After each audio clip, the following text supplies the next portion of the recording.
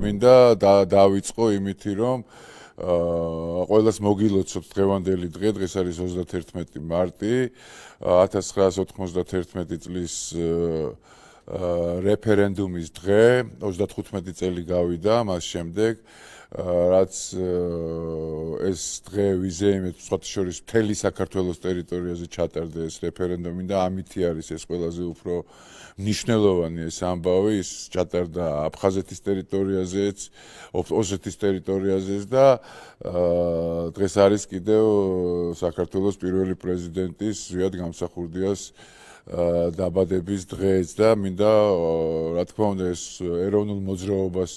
მოყვა ეს ყველაფერი, ეს დღეც ეროვნულ მოძრაობას მოყვა, შემდეგ უკვე გარდაისახა ეს დღე 9 აპრილში, სადაც დამოუკიდებლობა გამოაცხადა საქართველოს პირველმა პრეზიდენტმა და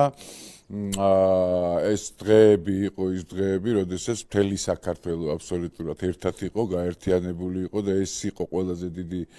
ნიშნულობის დღეები ამ ჩვენ ბოლო უკანასკნელი ისტორიის მანძილზე, სადაც მთელი საქართველო ერთიანი იყო მართლა.